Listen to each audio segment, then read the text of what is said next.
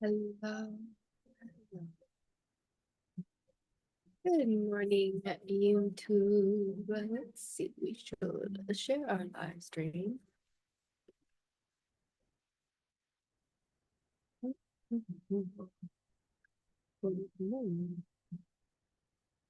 Good afternoon. It is 11:11. Good afternoon, everyone. It is 11:11. It's 11:11. Good afternoon. It's Tuesday. It's a gloomy little Tuesday here. We should probably hit the record button. No, no, no, no, no, no, no, no. There we go. Now recording. Good afternoon. Good afternoon. It is 11:11 here in the Pacific Northwest. It is Tuesday. Happy gloomy little Tuesday here in Washington. My name is Coach Lacy, and welcome to Rise and Shine with Morning Moon. If you haven't already today, make sure to anchor into your wellness foundations in the group Rise and Shine with Morning Moon on Facebook. You can also download the Release Foundations Guide at my website, www.lacyjwatson.com, so that you can anchor into your wellness foundations and check into your circle of life for spring. Oh, it's Tuesday, gloomy little Tuesday here in the Pacific Northwest. And today, today I just I've been reflecting. I've had just a wild little week here, and yesterday I saw the most awful thing. Saw a poor little doggo get hit by a car, a little golden retriever over on one of the roads here by the cemetery, and it just broke my heart. Oh my goodness. So to whoever that family is, God bless you. Our heart is with you, and I am thinking about you and praying for you. Oh goodness.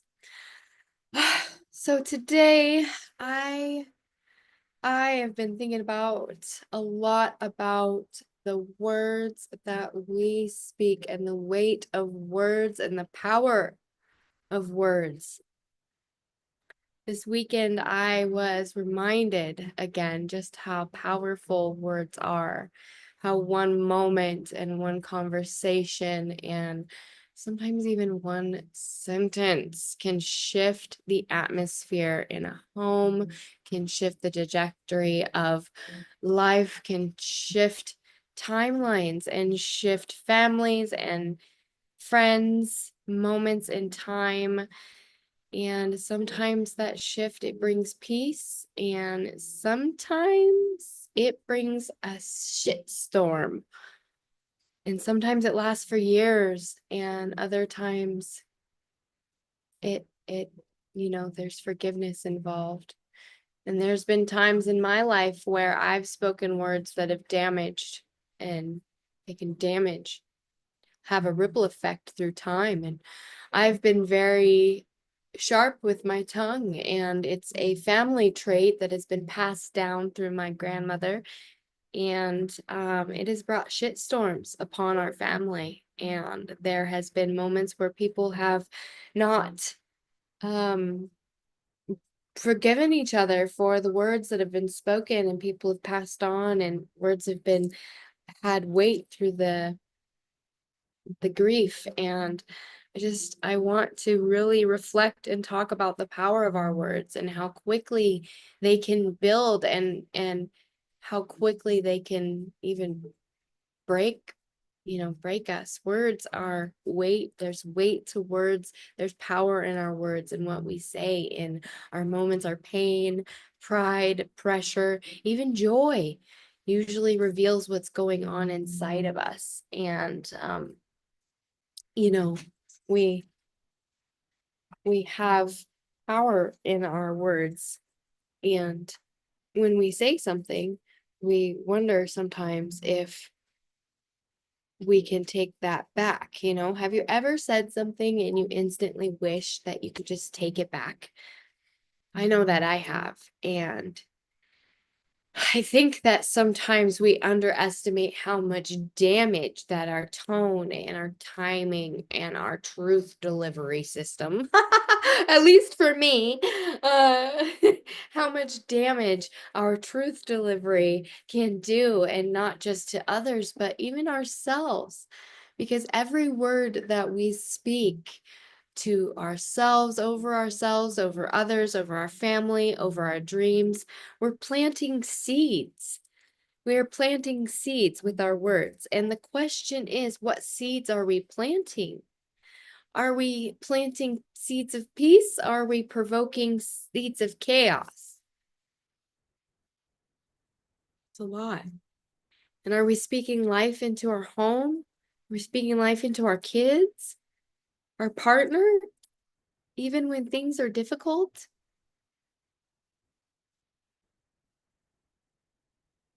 Are we declaring the goodness in the midst of pain, or are we leaking bitterness disguised as honesty? Hmm. We don't need to be perfect, but we do need to be intentional, you know? And over the weekend, I watched the ripple effect of my own careless words and the careless words of others. And I saw what happens when someone speaks out of frustration instead of reflection. And I got to be honest, it made me really want to just go silent. It made me want to hide. It made me want to run away. Made me want to just, but I know better. I know better. So hiding doesn't heal anything, and running away doesn't fix what has been broken. And silence isn't surrender when it's rooted in wisdom. You're not surrendering. You're, not giving up the fight. Sometimes you just need to pull back a bit. And sometimes holding your tongue is the strongest thing that you can do. And this is a reminder to myself, because I've got a sharp tongue and it is a dagger, and I'm in a season where I am reflecting on the words I have spoken throughout my lifetime, and how and the choices they've affected, choices I've made, and the words I've spoken over others, over myself, over my family, over my friends, and then the words others have spoken over themselves and us and their friends. And it's interesting to see the power of words, and the weight of words, and how it ripples through time, you know so if you are in a season right now where things feel tense because of words, if there's been a shift in the dynamics of your relationships and you've been feeling misunderstood or unheard or even betrayed, please hear this. You are not powerless, and you are not alone. You might not be able to control what's being said about you, but you can control what you speak into your own situation. You can control your controllables, and you can control your words. Where have your words created tension instead of resolution? That is what I have been reflecting on today for myself. And I encourage all of you to reflect on that. And where do we need to stop rehearsing these offenses in our mind and just release it? Where do we need to just quit going over it again and again and again and just let it go? And where can we speak life and light, and even when we feel like we're in the dark? How do we want to show up in the world? And what are we saying about ourselves? Because if our self-talk is full of guilt and shame and regret and doubt, it's really time to clean house and take a personal inventory. Your mouth will never raise above your mindset, and your words follow your thoughts. Your thoughts reveal your beliefs. What you say in those moments of anger, those moments of sadness, those moments of emotional upset, those words are the truth of how your belief system works. So you need to ask yourself and journal with it and ask God, what am I still carrying that's leaking through my words? What bitterness am I carrying that's leaking through? How am I showing up in the world? And how am I encouraging others? How am I being a light? How am I speaking? How am I using my tongue as a weapon or as a healing, you know? And if you really don't know how to do that, for yourself, then it's time to anchor in and check in. And you need to do your circle of life check in. Get real with yourself. Don't overthink it. Don't just scroll past it again. These tools that I recommend, this circle of life and the anchoring in with your checklist, these two things, these foundational things are what help us to reveal what is true and real, and so that we can have a foundation to speak from love in a place of healing rather than a place of hurt. Because if we speak to ourselves in a negative way, we're going to speak to others in a negative way. If we're critical of ourselves and we hold ourselves to certain standards, we're going to do it to others. And the words that we speak have weight, and they either can create life or they can create death. And we want to create life in others and healing. And you can have lessons and mentorship without using words as a dagger. And I'm saying that to myself, you know. Um, I want to be a woman who speaks with clarity and not confusion. And I want to have love in my words and not just in my heart. And when truth is spoken in love, it will always, always outlast whatever drama is spoken in pride. So if you feel like your words have echoed through time and generations in a negative way, or they've been hurting rather than healing, it's not too late to make a change, and it's not too late to speak life, and it's not too late to make amends, and you're not alone. I'm walking through it too. I'm learning in real time, and I'm here trying to rise above the noise and speak like I actually believe in the future that God is building for me. And so I encourage that of all of you. So speak life into your life. Light into your life.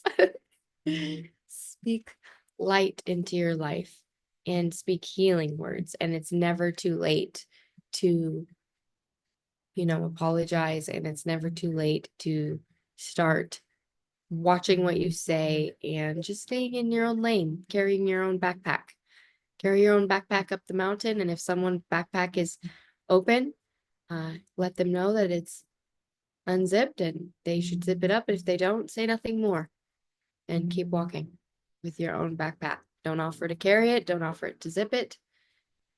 Just stay in your own lane with your own backpack and go up that mountain. And anchor in. Remember to anchor in with your daily wellness foundations, whatever that looks like for you. And remember that anchoring in is it's like a muscle that you're building. If you do one thing every day, it will build that muscle to where you're strong enough to carry another.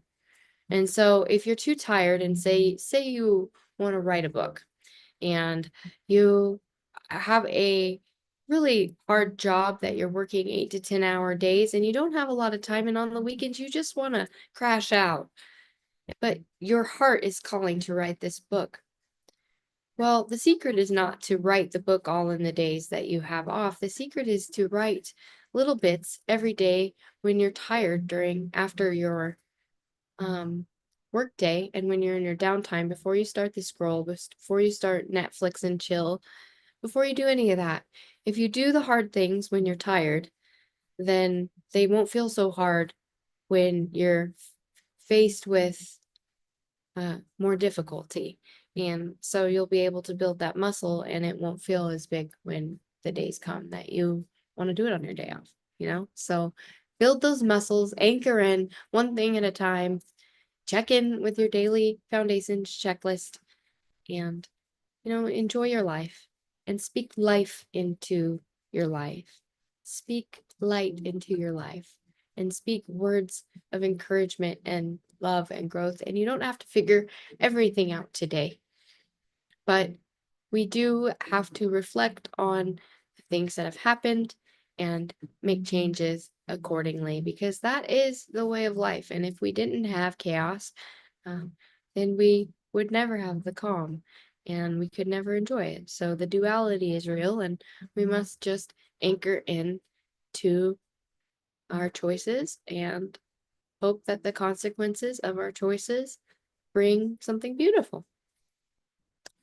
All right, you guys, I hope you have a wonderful Tuesday, and I will